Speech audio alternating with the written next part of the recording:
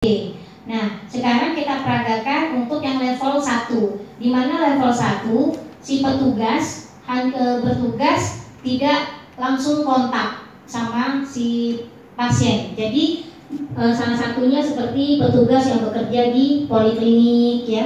Jadi dia hanya menggunakan baju kerja ya, baju kerja yang ada dipakai. Nah, ini tadi yang kita ingatkan dari KPPI-RS UIN Kota Dumai, bahwa petugas ketika datang ke RSUD itu tidak langsung menggunakan pakaian kerja ya, itu diganti sehingga ketika mulai bekerja menggunakan baju kerja. Nah, setelah menggunakan baju kerja, yang perlu untuk dilakukan untuk level 1 hanya menggunakan masker bedah, karena si petugas kan tidak langsung kontak. Nah, selain menggunakan masker, cukup menjaga jarak 1 meter. Silakan petugasnya. Nah, ini ya, petugasnya baru datang nih ya, baru datang, jadi melakukan kebersihan tangan. Jadi ingat sekali, yang paling penting kewaspadaan isolasi ya, itu adalah hand hygiene, kewaspadaan standarnya hand hygiene. Nah, baru menggunakan APD. Jadi cukup menggunakan masker bedah ya. Jadi hanya bertugas seperti ini. Nah, ini untuk petugas-petugas kita yang ada seperti ada di poliklinik ya, atau di rawat inap ya, yang tidak nanganin pasien-pasien COVID-19 ya. Nah, satu lagi, kalau seandainya petugas merasa ada saat itu kesehatannya agak menurun ya, jadi juga bisa menggunakan masker bedah ya. Jadi kalau seandainya kondisinya sehat, kalau seandainya tidak ada berinteraksi dengan pasien ataupun dengan siapapun, cukup jaga jarak ya, lakukan etika batuk dan lakukan kebersihan tangan. Jadi cukup seperti ini ya petugas untuk level 1. Nah, kita sambung, kalau seandainya ternyata di ruangan poliklinik kan kita ada petugas untuk yang melakukan screening. Nah, sama seperti petugas yang ada di IGD yang melakukan screening ya. Jadi petugas screening untuk di poliklinik itu ditambah untuk APD-nya. Karena apa? Dia langsung kontak yang tidak tahu siapapun yang berkunjung. Nah, itu petugas bisa menambahkan lagi APD-nya selain masker. Jadi selain masker bisa menambahkan lagi tutup kepala,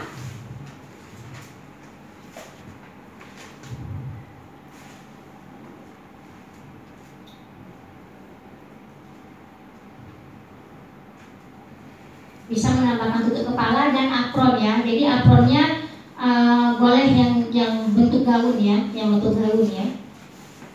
Karena ini prinsipnya yang bentuk gaun ini juga sama disposable.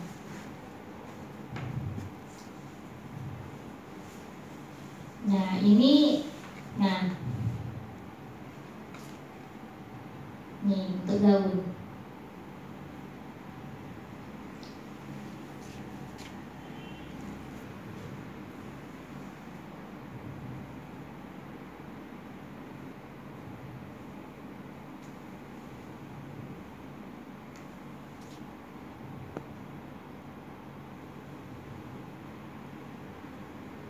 Depan. Nah, boleh menambahkan seperti ini. Nah, yang paling penting ketika melakukan ini, setiap saat ketika ada kontak, lakukan kebersihan tangan. Tapi ketika kontak akan ada beresiko, ya, akan ada resiko sama petugas. Jadi petugas wajib juga melakukan identifikasi. Kalau saat ini bertambah ada resiko, petugas boleh menambahkan sarung tangan biasa ya, tidak steril, tapi sarung tangan yang biasa.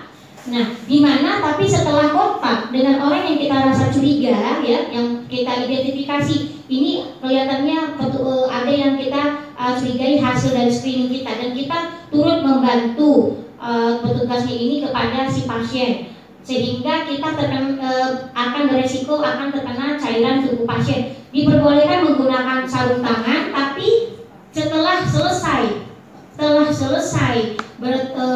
menyelesaikan pada pasien tersebut, sarung tangannya harus dilepaskan dan wajib melakukan kebersihan tangan. Jadi itu yang paling kita harus ingatkan. Jadi bukan berarti menggunakan sarung tangan untuk selama-lamanya, tidak. Tetapi sarung tangan dibutuhkan ketika kita melakukan identifikasi, kita mempunyai resiko ketika kita kontak akan ada cairan tubuh yang akan resiko pada petugas. Kalau jadi setelah menyelesaikannya wajib melakukan kebersihan tangan. Terima kasih untuk khusus yang di level 1. Ini sama ya dengan level 1 ini untuk yang di triase yang di IGD maupun triase yang di screening di poliklinik. Nah, untuk di IGD ditambah ya, yang untuk di IGD ditambah nanti tidak perlu menggunakan sepatu boot, tetapi cukup dengan menggunakan sepatu yang tertutup. Nah, boleh ditambahkan dengan cover shoes.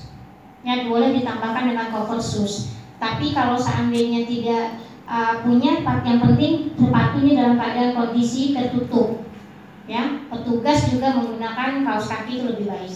Baik, terima kasih. Nanti kita masuk lagi ke level 2. Khusus untuk penggunaan APD di level 2 ya. Di mana level 2 yaitu khusus untuk petugas-petugas yang akan menangani pasien-pasien yang akan beresiko aerosol. Ya, tadi di level 1 yang pasien yang tadi tidak ada kemungkinan untuk aerosolnya, jadi makanya pakai masker bedah. Di sini level 2 perbedaannya, petugas harus menggunakan masker N95, ya, masker N95. Petugas seperti tadi, petugasnya sama seperti level 1, pakai tutup kepala, ya, pakai apron, ya, bajunya tetap dijaga ya. Ya, pakai masker N95 ya.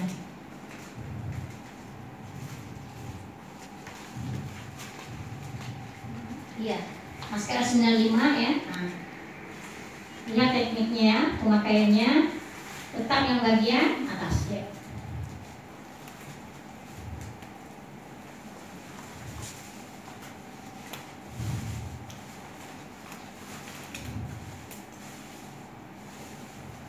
Ya.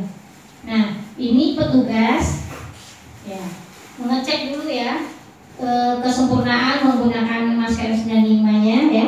Jadi ini benar-benar sudah padat, sudah pas. Nah, petugas bisa memakai Google atau face shield. Jadi kalau seandainya beresiko, karena tadi kan tindakan aerosol, jadi kalau aerosol lebih beresiko, jadi tidak menggunakan Google tapi lebih memilih menggunakan face shield. Jadi kita si petugas bisa memilih mau pakai Google atau face shield. Tapi kalau untuk pasien yang aerosol, resikonya lebih ke wajah, jadi lebih amannya menggunakan face shield.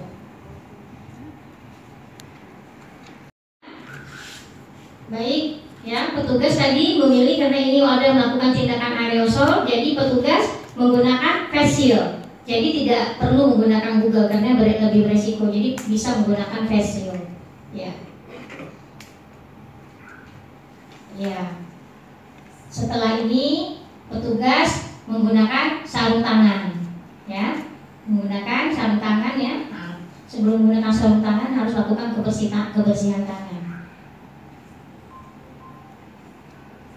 Karena ini tindakannya juga aerosol, berarti untuk kaki penutupnya juga harus menggunakan boot sebenarnya, ya. Tapi kalau seandainya tidak ada boot, ditutuplah dengan cover shoes.